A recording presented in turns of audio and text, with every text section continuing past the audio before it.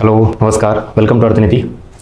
आजच्या सेशनमध्ये आपण एक अशी कन्सेप्ट घेतोय की जी जनरली आपण खूप ऐकतो. म्हणजे तुम्ही जर इकॉनॉमिक्सचा अभ्यास करत असाल, मग परीक्षा कुठली असू द्या, राज्यसेवा किंवा कंबाईन, प्री किंवा मेन्स, आपण आर्थिक वाढ, आर्थिक विकास या संकल्पना शिकताना सरळ सरळ देशाचं राष्ट्रीय उत्पन्न वाढणे, दरडोई उत्पन्न वाढणे, दारिद्र्य बेरोजगारी कमी होणे हे जेवढं म्हणतो, त्यासोबत अजून एक घटक सतत उच्चारतो, तो म्हणजेच भांडवल निर्मिती किंवा बचत, सेव्हिंग, इन्व्हेस्टमेंट आणि या सगळ्यांच्या संबंधित येतो कॅपिटल फॉर्मेशन.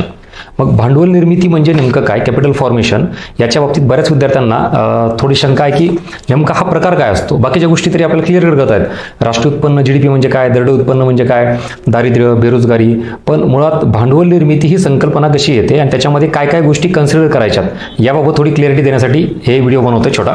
ह्याच्यामध्ये खूप जास्त डिटेल मी असं काही सांगत बसणार नाही, पण तीच कन्सेप्ट नेमकी की ज्याला आपण भांडवल निर्मिती म्हणतो, ह्याच्यात नेमकं येतं काय.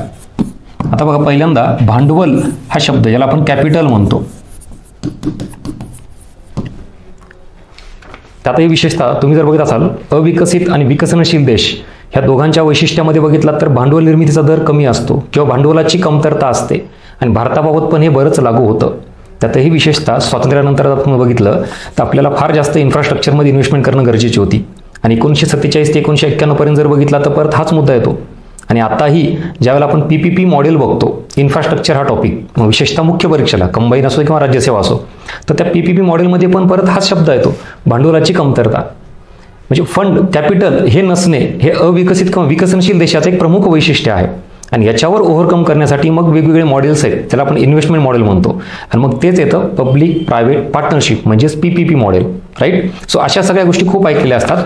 पण आता भांडवल या शब्दाचा नेमका अर्थ काय, ह्याच्यामध्ये एक छोट्या नॅरो पद्धतीनं बघितलं तर सरळ सरळ मशिनरीज, यंत्रसामुग्री, बिल्डिंग्स, प्रोजेक्ट्स ह्याला आपण असं म्हणू शकतो. पण अजून थोडं ह्याच्यात ब्रॉड कॅटेगरीनं बघितलात तर मग या फक्त फिजिकल ॲसेट झाल्या ज्याला आपण कॅपिटल म्हणू शकतो. At the same time human capital हा पण शब्द ऐकलाय का, आणि मग तो नॅरोच्या ऐवजी अजून त्याच्यात भर टाकून ब्रॉड स्वरूपात हा कॅपिटल शब्द त्याच्यामध्ये उपयोगात आणू शकतो आपण. मग इथं तुम्हाला कॅपिटलमध्ये स्थिर आणि प्रवाही असे दोनही शब्द सापडतील. परत स्थिर कॅपिटल आणि प्रवाही कॅपिटल. सो जनरली एका देशामध्ये ज्या वेळेला आपण काही अशा ॲसेट क्रिएट करतो, मग त्यात टेक्नॉलॉजी, तंत्रज्ञान, मशिनरीज, बिल्डिंग्स, प्रोजेक्ट्स, फॅक्टरीज या अशा गोष्टी विचारात घेतो, तर त्या बऱ्यापैकी कॅपिटलमध्ये येतात. आणि स्थिर आणि त्याच्यासोबत मग ज्या वस्तू बदलत आहेत, ज्याला आपण तयार होणाऱ्या वस्तू म्हणतो, so it is also part of capital. आणि मग त्याला आपण इथं प्रवाही म्हणतो. कारण ज्या फॅक्टरीज आहेत, कंपन्याज आहेत, ज्या मशिनरीज आहेत, तर त्या दरवर्षी बदलत नाहीत. आणि मग त्याच कंपन्यामार्फत, त्या मशिनरीज मार्फत आपण वस्तूंचं उत्पादन मात्र दरवर्षी बदलतो. आणि मग ते सुद्धा एक प्रकारचं भांडवलच आहे, पण ते कसं आहे, प्रवाही भांडवल आहे, ते बदलणारं भांडवल आहे. Is that clear? Hope so तुमच्यापर्यंत पोहोचलं. स्थिर काय, प्रवाही काय. परत आपण ब्रॉड कन्सेप्टकडे जाऊ की भांडवल हे दोन प्रकारचे असूनही याच्यामध्ये भांडवल निर्मिती हा शब्द जो आपला आता मेन कन्सेप्ट आहे, एक म्हणजे फिजिकल ॲसेट हे निर्माण करणे.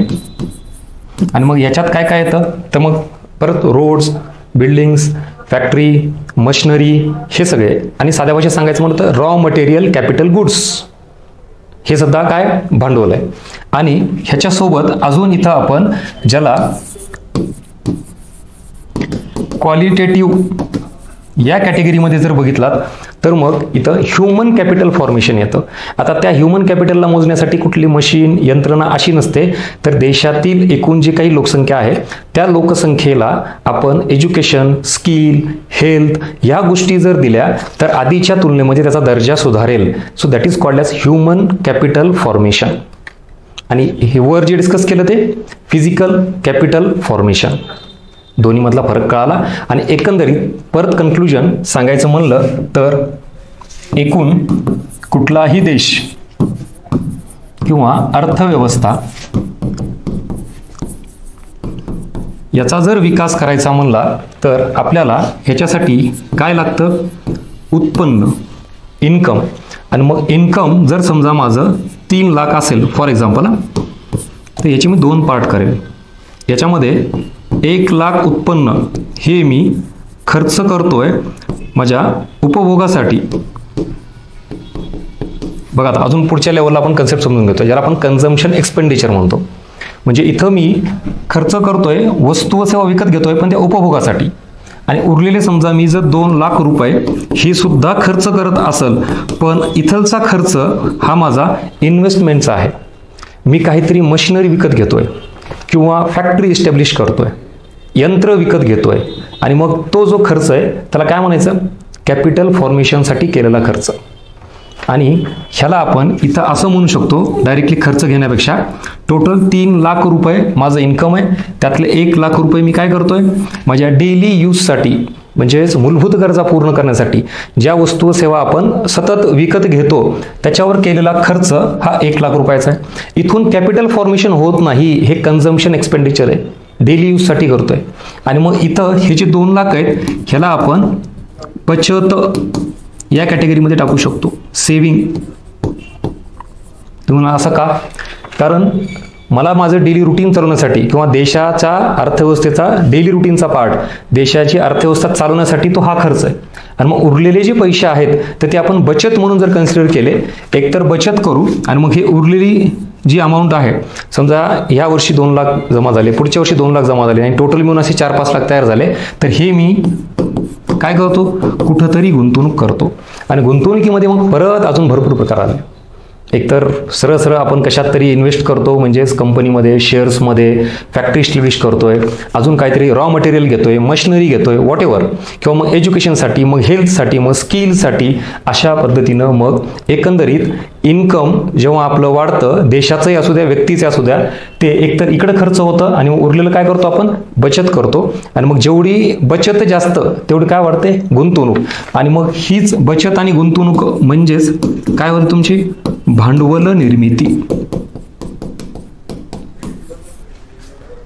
आणि मग आता इथं जर तुम्ही सुरुवातीला आलात तर हे परत तुम्हाला दिसतं, ही भांडवल निर्मिती कशामुळे होते, देशाच्या उत्पन्नात वाढ झाल्यामुळे. कारण उत्पन्न वाढलं की बचत वाढते, आणि बचत वाढली की गुंतवणूक वाढते, आणि गुंतवणूक वाढली की मग एकतर आपण फिजिकल ॲसेटमध्ये गुंतवणूक करतो, अदरवाईज काहीतरी शिक्षण, आरोग्य, स्किल डेव्हलपमेंट त्याच्यात गुंतवणूक करतो, आणि मग त्यालाच आपण कॅपिटल फॉर्मेशन म्हणतो.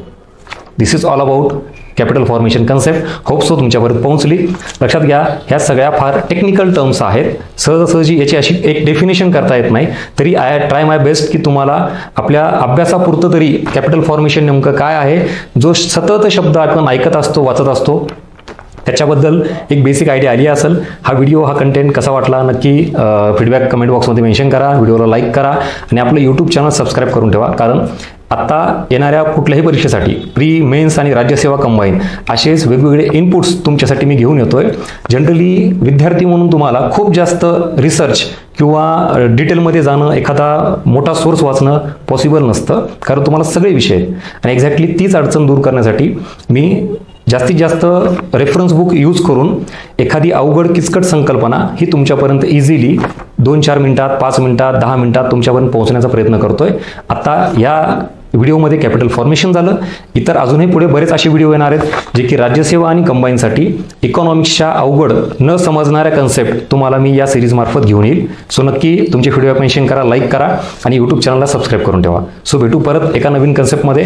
जशी आता ही इकॉनॉमिक्सची बघितली, तशी अजूनही तुमच्या बाबतीत कुठं अजून अडचण असेल, कुठली कन्सेप्ट तुम्हाला जर सजेस्ट करायची असेल तर आवर्जून करा, मी ती नक्की घेऊन येईल.